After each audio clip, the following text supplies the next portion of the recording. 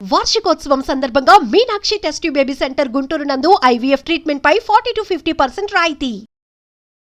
Suman TV ప్రేక్షకులకు నమస్కారం. నేను మీ అనలిస్టు మందరి కృష్ణారెడ్డిని మాట్లాడుతున్నాను. ట్రంప్ మాస్ డిపోర్టేషన్ అనేటువంటిది ఒక పెద్ద సవాలుగా మారింది. అంటే అక్రమ వలసదారులని ఒక పెద్ద ఎత్తున అమెరికాలో ఉండే అక్రమ వలసదారులందరినీ నేను పంపించేస్తానని చెప్పి ట్రంప్ సవాల్ చేశాడు. మొత్తం అక్రమ వలసదారులు ఎంతమంది ఉంటారని ఒకసారి లెక్కేస్తే 1,33,00,000 మంది సుమారుగా అక్రమ వలసదారులు అమెరికాలో ఉన్నట్టుగా తెలుస్తోంది.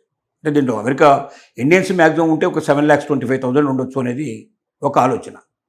మరి 1,33,00,000 మందిని అమెరికాలో జల్లెడబట్టి అక్రమ వలసదారులందరినీ ఏరివేసి వాళ్ళ దేశాలకు పంపించడం అనేది సాధ్యమవుతుందా?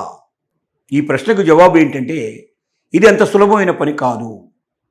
ట్రంప్ అనుకున్నంత మాత్రంలో ఇది సాధ్యమయ్యే పని కాదు. కారణం ఏంటంటే అమెరికాలో అక్రమ వలసదారులు ఎక్కువగా పనిచేస్తున్నటువంటి రంగాలు మనం తీసుకున్నట్టయితే ఒకటి వ్యవసాయ రంగం, రెండోది ఆరోగ్య రంగం, మూడోది రిటైల్ మార్కెటింగ్ రంగం. ఈ ఏరియాల్లో చాలా ఎక్కువ ఉన్నారు. హాస్పిటాలిటీ రంగంలో చాలా ఎక్కువ మంది ఉన్నారు. వీళ్ళు ఎంత తక్కువలో పనిచేస్తున్నారంటే అమెరికన్స్ ఎవరైనా అగ్రికల్చర్ ఫీల్డ్లో పనిచేయాలంటే వాళ్ళకిచ్చేటువంటి డబ్బులో 5వ వంతు నుంచి 10వ వంతు వరకు మధ్యలో ఇస్తే సరిపోయేంత డబ్బుతోటి పనిచేస్తున్నారు.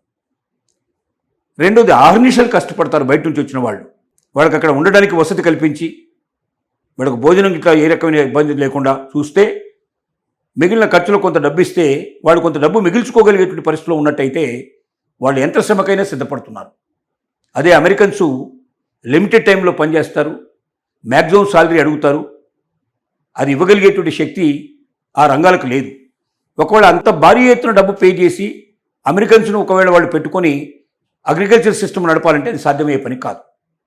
ఆరోగ్య సిస్టంలో కూడా సాధ్యం కాదు. రిటైల్ మేనేజ్మెంట్లో కూడా సాధ్యం కాదు. కాబట్టి వీళ్ళందరూ వ్యతిరేకిస్తున్నారు. ట్రంప్ ఒకవేళ అక్రమ వలసదారుల పేరుతోటి వీళ్ళందరినీ బయటకు వెళ్ళగొట్టే ప్రయత్నం చేసినట్టయితే అగ్రికల్చర్ రంగం పూర్తిగా నిర్వీర్యమయ్యే పరిస్థితి ఏర్పడుతుంది. ఆరోగ్య రంగం పూర్తిగా నిర్వీర్యం అయిపోతుంది. రిటైల్ రంగం నిర్వీర్యం అయిపోతుంది. హాస్పిటాలిటీ రంగం పూర్తిగా నిర్వీర్యం పరిస్థితుంది. మరి ఇవి నిర్వీర్యం అయినట్టయితే దేశం ముందుకెళ్ళే లేదు. దేశానికి అన్నం పెట్టేటువంటి అగ్రికల్చర్ సిస్టమ్ మొత్తం దెబ్బతింటే రాదు. ఆరోగ్యాన్ని కాపాడే ఆరోగ్య డిపార్ట్మెంట్ అయినా లేదా రిటైల్ రంగం లోపల వాళ్ళకి కావాల్సిన వస్తు సేవలు అందించేటువంటి రంగాలు పూర్తిగా దెబ్బతింటే, హాస్పిటాలిటీ రంగం దెబ్బతింటే, ఈ మొత్తం రంగాలు దెబ్బతిన్నట్టయితే అమెరికా కుప్పగూలిపోయే ప్రమాదం ఉంది.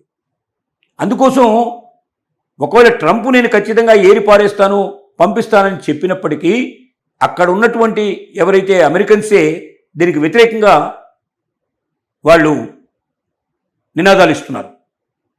మీరు ఒకవేళ ఇలాంటి పని చేసినట్టయితే మాకు అతి తక్కువ ఖర్చుతోటి ఇవాళ మేము వర్కర్స్ను మెయింటైన్ చేసుకోగలుగుతున్నాం, మ్యాన్ పవర్ని మెయింటైన్ చేసుకోగలుగుతున్నాం, తద్వారా మేము లాభాలు ఆర్జించగలుగుతున్నాం, దేశానికి కావాల్సిన సంపదను మేము తయారు చేసి పెడుతున్నాం.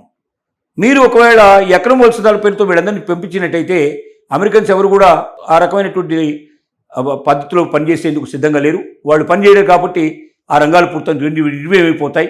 అమెరికా మొత్తం కూడా పూర్తిగా నష్టాల పాలైపోతుంది. అమెరికన్ సిస్టమే పూర్తిగా కొలాప్స్ అయిపోతుందని వాళ్ళు చెప్తున్నారు. ఇట్టి పరిస్థితుల్లో పూర్తిగా మాస్ డిపోర్టేషన్ అనేది సాధ్యమయ్యే పని కాదు. రెండోది, మాస్ డిపోర్టేషన్ పేరులో ఏం చేస్తున్నాడు ఇప్పుడు అంటే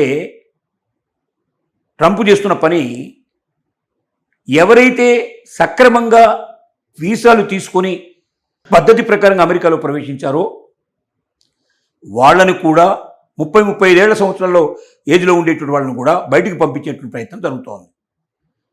కారణం ఏంటంటే ఎలాగూ మాస్ డిపోర్టేషన్లో తను అనుకున్నటువంటి వ్యవసాయ రంగంలోనూ, ఆరోగ్య రంగంలోనూ, రిటైల్ మార్కెట్లోనూ, హాస్పిటాలిటీ రంగంలో ఉండే వాళ్ళని పంపించలేము అనే విషయం అర్థమైనప్పుడు నెక్స్ట్ తన యొక్క చూపు ఎవరి మీద పడిందంటే తక్కువ జీతాలకు పనిచేస్తున్నటువంటి సక్రమ వలసదారులు. వీళ్ళు అక్రమ వలసదారులు ఏం కాదు. వీళ్ళంతా H1B వీసా మీదనో రకరకాల వీసాల మీద ఇక్కడికి వచ్చిన వాళ్ళు, F1 వీసా మీద, స్టూడెంట్స్ మీద వీసా కానీ రకరకాల వీసాల మీద వచ్చి ఇక్కడ ఉద్యోగాలు సంపాదించుకొని తర్వాత ఉద్యోగాలు మారి అవసరం గ్రీన్ కార్డుకు అప్లై చేసుకొని కొంతమంది దీంట్లో గ్రీన్ కార్డు పొందిన వాళ్ళు, కొంతమంది సిటిజన్షిప్ పొందినట్టు వాళ్ళు కూడా ఉన్నారు. వీళ్ళని పంపించడానికి ఇప్పుడు మార్గం సుగమం చేసుకోవడానికి ఇప్పుడు వీసా విషయంలో మార్పు తీసుకొస్తున్నాడు, గ్రీన్ కార్డు విషయంలో మార్పు తీసుకొస్తున్నాడు, సిటిజన్షిప్ విషయంలో మార్పు తీసుకొస్తున్నాడు. చివరికి బర్త్ రైట్ సిటిజన్షిప్లో కూడా తను ఎట్టి పరిస్థితుల్లో అమెరికాలో పుట్టిన వాళ్ళందరూ పౌరులే అనేటువంటి నినాదంతో పుట్టినటువంటి అమెరికా ఇవాళ ట్రంప్ చేసినటువంటి ఆర్డినెన్స్ ఏదైతే ఉందో ఖచ్చితంగా అమెరికాలో పుట్టి ఉండాలంటే కాదు అమెరికాలో పుట్టడమే కాదు, తల్లిదండ్రులు కూడా ఇక్కడ సిటిజన్షిప్ ఉన్న వాళ్ళకు పుట్టిన పిల్లలే అమెరికన్ పౌరులు అవుతారు తప్ప సిటిజన్షిప్ లేనటువంటి తల్లిదండ్రులకు పుట్టినటువంటి పిల్లలు అమెరికన్ పౌరులు కారు అని ఆర్డినెన్స్ పాస్ చేసేదాకా వెళ్ళింది. ఏది ఏమైనప్పటికీ సరే, దాని విషయం లోపల కోర్టులు భిన్నమైనటువంటి అభిప్రాయాన్ని వెలిబుచ్చడం జరిగింది. దానికి ఇంకేమైనా మధ్య మార్గం ఉందా అని చెప్పి ట్రంప్ ఇప్పుడు వెతుకుతున్నాడు. ఏది ఏమైనప్పటికీ మాసు డిపోర్టేషన్ అనేది అంత సులభమైన విషయం కాదు. 1,33,00,000 మందిని అక్రమ వలసదారుని అమెరికా నుంచి పంపించడం అంత సులభమైన విషయం కాదు. వాళ్ళని పంపిస్తే అమెరికా ఇవాళ పూర్తిగా కుంగిపోయి ఆర్థికంగా పూర్తిగా నాశనమయ్యే పరిస్థితి ఏర్పడుతున్న విషయాన్ని గ్రహించడం వల్లనే అలాంటి విషయాలు మానుకొని ప్రస్తుతానికి చేస్తున్న పని ఏమిటంటే సక్రమంగా వచ్చిన వాళ్ళ మీదనే ఈ ప్రయోగం చేయడానికి ప్రయత్నం చేస్తున్నాడు ట్రంప్ అని మాత్రం చెప్పక తప్పదు.